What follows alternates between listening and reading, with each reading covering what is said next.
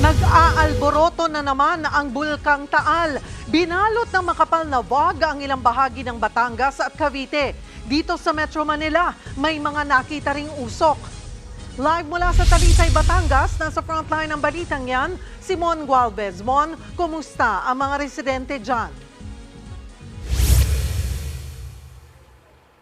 Cheryl, maraming residente nakaranas ng hirap sa paghinga, maging pananakit at pangngati ng mata't lalamunan dahil nga yan sa epekto ng makapal na volcanic smog o yung tinatawag ng fog na bumalot sa ilang bahagi dito sa Batangas, maging sa Cavite at Laguna, dulot naman ng sulfur dioxide na patuloy na ibinubuga ng Bulkang Taal. Apektado rin ang mga residente ng masangsang na amoy ng asupre.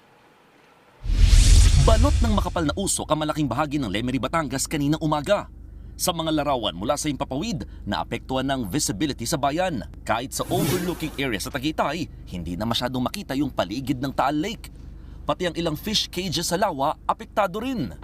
Dulot ito ng tinatawag na fog o volcanic smog na naghalo-halong asupre mula sa bulkan, water vapor at carbon dioxide.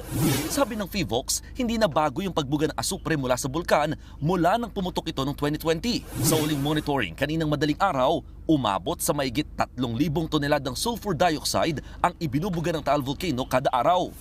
Nakadagdag daw ang matinding init nung weekend kaya nagresulta sa fog. Normally, kapag malakas yung hangin, may tataboy naman agad yan, mawawala agad siya. Pero yun nga, for the past few days, halos walang ihip ng hangin na nangyayari. So naglagi siya ngayon dito sa kaldera. Dahil dito, balik sa pagsusot ng face mask ang mga residente turista na bumisita sa paligid ng bulkan. Ramdam ko yung parang sumasabit sa dito medyo magaspang, medyo iba-iba sa hininga.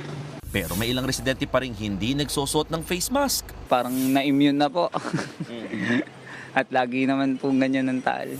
Isa sa madalas pinupuntahan para magpakuha ng litrato habang nasa likod yung Bulkang Taal itong Talisay Baywalk.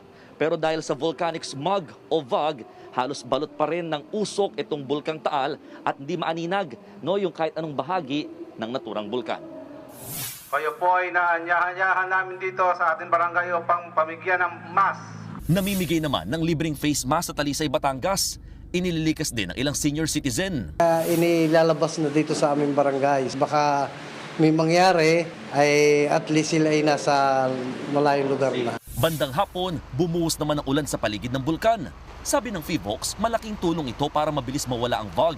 Pero pwede rin daw magdulot ng panibagong problema. Sulfur dioxide is acidic. When it is mixed with rainwater, it will result to acid rain, which can harm the environment, including plants, soil, water bodies, and yung mga buildings pwede rin mag-corrode.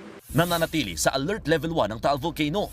Nakita rin ang malavog sa ipapawid sa ilang bahagi ng Cavite at maging sa Metro Manila.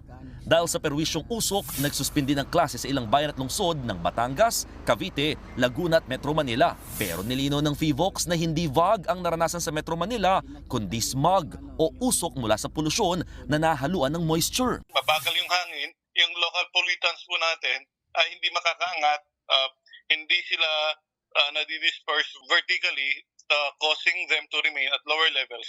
And sila yung nag-create ng haze that we are seeing. Naglabas na ng memo ang DepEd na pinapayagan ng mga eskwelahan sa Calabarzon at Metro Manila na magsuspindi ng face-to-face classes kahit wala pang anunsyo sa LGU dahil sa pag-aalboroto ng Bulkang Taal.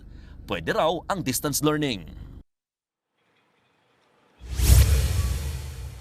Cheryl, sa mga oras na ito, nabawasan o hindi na nga rin talaga naamoy yung asupre mula nga sa Bulkang Taal. Plus, hindi na rin ganoong namamanhid at nangangati yung mga mata't lalamunan ng mga residente na nasa paligid o malapit dito nga sa Bulkang Taal. Mula yan ng umulan bandang hapon. Actually, bago maggabi, halos maaninag na rin itong bulkan mula dito naman sa mga nearby towns and cities ng naturang bulkan. Pero, ang sabi ng PHIVOLCS at paglilinaw nila, pwede pa rin daw maulit itong naranasang fog o yung volcanic smog. Depende kung mauulit din daw yung naranasang matinding init at kakonting hangin dahil patuloy pa nga rin daw na nagbubuga ng sulfur dioxide itong Taal Volcano. Cheryl. Maraming salamat, Mon Gualvez.